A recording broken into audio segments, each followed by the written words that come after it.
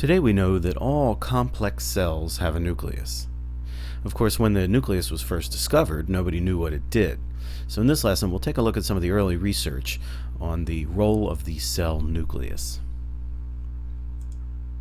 In the early stages of this research, scientists wanted to answer a very simple question: is the nucleus necessary for some reason for the cell to survive and possibly reproduce? Now, to do that, you would like to somehow remove the nucleus from the cell and see if the cell could survive without a nucleus.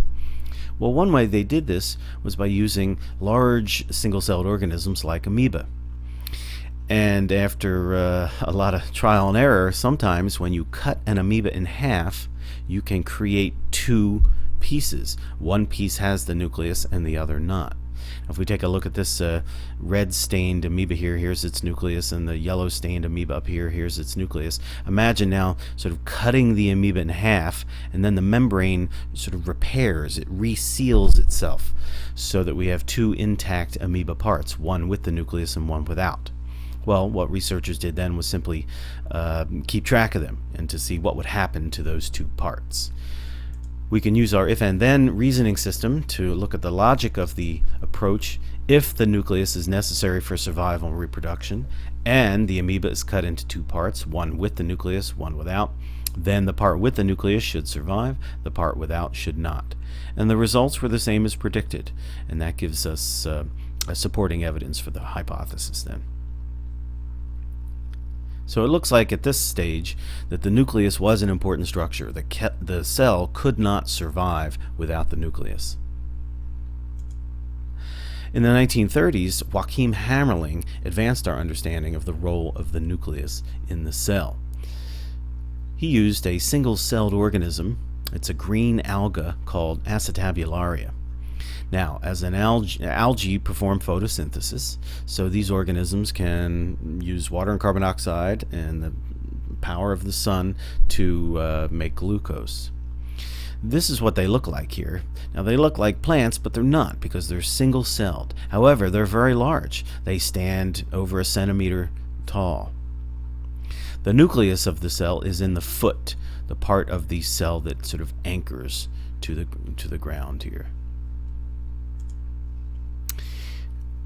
Here we see a cartoon version, and here the little blue thing is the nucleus, and it's in the foot. The stalk here has most of the cytoplasm, and here we have the cap up here. Now, Hammerling was interested in these organisms because they could do something kind of cool. If you cut the cap off, they would regenerate. So here we're going to chop the cap off, and what happens is the foot piece can regenerate a new cap. Now, if you think about regeneration, it means that this piece down here somehow had the information to make the missing part of the cell, right? Well, that's starting to sound a lot like the idea of reproduction. So think about regeneration. In a way, it's sort of similar to reproduction in that the cell must have information and the building materials to make the missing part. And so Hammerling thought that by understanding regeneration that he might be able to shed some light on the mystery of reproduction, how one cell could make two cells. If you could figure out how one part of a cell could make the rest of the cell, it might shed light on how one entire cell makes another of its kind. Now let's use our if and then structure to see what we think might happen to the cap piece that we cut off in the regeneration experiment. So if the nucleus controls regeneration, which we're going to think of as a form of heredity, and the cap of the alga is cut off, then the cap should not be able to regenerate a foot, right? Because remember, the cap does not have a nucleus. And the results are the same as predicted, and our hypothesis again is supported here. So when you do the regeneration experiments, the cap will not regenerate anything, it will die. So it looks like the piece with the nucleus has the power to regenerate, but the piece without a nucleus cannot regenerate. Well, fortunately for us and the rest of the scientific community, Hammerling wasn't done with acetabularia. So he went on to perform what we're going to call the two-cut experiment. Now here, when you cut it in two places, you're going to create three pieces. You have the foot with the nucleus, you have a section of stalk, and then you got the cap. Now if we think about what we would predict to happen here, let's look at our structure. If the nucleus controls regeneration and two cuts are made, then only the foot should regenerate, right? So this would be our prediction, that since these two pieces don't have a nucleus, they're not going to regenerate anything.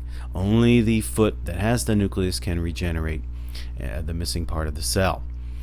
In fact, what happens is that that stalk piece also regenerated a cap. The cap, the original cap, did die, but this is surprising because the middle stalk piece here doesn't have a nucleus. So that result cries out for an explanation, and this is a great moment then in science when we're faced with a puzzle. And when we're faced with puzzles, we have the opportunity to learn something new.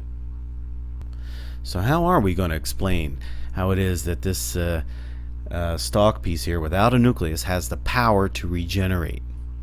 Well, let's take a look at this diagram here. What Hammerling suspected was that the nucleus is producing some kind of substance, some molecules that then travel up into the cytoplasm of the stalk.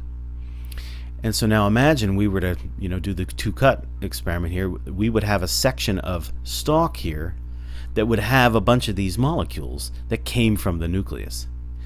And so maybe these molecules give the stalk the power to regenerate. So our hypothesis at this stage then is that the nucleus is generating some kind of substance, some molecule, right, that diffuses up into the stalk with the power to regenerate the missing parts, like the cap. So here we see a section of that stalk. This is the footless stalk. Well, what are these molecules? Could they be proteins? After all, proteins do all kinds of things in the cell. They do chemistry, they're structural proteins, there are all kinds of important roles for proteins in the cell. So it sounded reasonable to suspect they might be proteins. So working with this idea that perhaps these nuclear molecules were proteins, or we might think of them as sort of building materials to build a new cap, Hammerling did something clever. So when the stalk piece regenerated its first cap, he cut it off again. Now the idea is, if these things were building materials, they would be used up in regenerating the first cap. And so here we see none of the molecules are in the stalk anymore because they were used to build the first cap. But now we're going to cut the cap off again. And Hammerling wants to see whether that stalk piece can regenerate a second time. As it turns out, the stalk piece cannot regenerate a second time. And so that supports this idea that these building materials are, these nuclear molecules are building materials. Let's take a look at the reasoning. If the nuclear molecules are building materials that diffuse into the stalk and are used to construct the regenerated cap, and we cut off the regenerated cap again, then the footless stalk should not be able to regenerate a second time, and in fact, it cannot regenerate a second time, so our hypothesis is supported that the nuclear molecules appear to be building materials that get used up regenerating the first cap. However, there is an alternative to the building molecules hypothesis, and that is shown down here. It could be that these molecules are not building materials, but rather we're going to call them information molecules. So on this hypothesis, the nuclear molecules are not actual building materials, but they're the recipes, in a sense, to build proteins. So they wouldn't be proteins themselves, but they are some kind of information molecules that are capable of guiding the construction of proteins, which would be the actual building molecules. So we're going to call this the information molecule hypothesis. Well, why could you only regenerate once? Perhaps these information molecules degrade over time. And so they travel up from the nucleus into the stalk. As information molecules, they're used to build proteins, but then they themselves degrade. The information molecules degrade. And this is why a footless stalk can only regenerate once.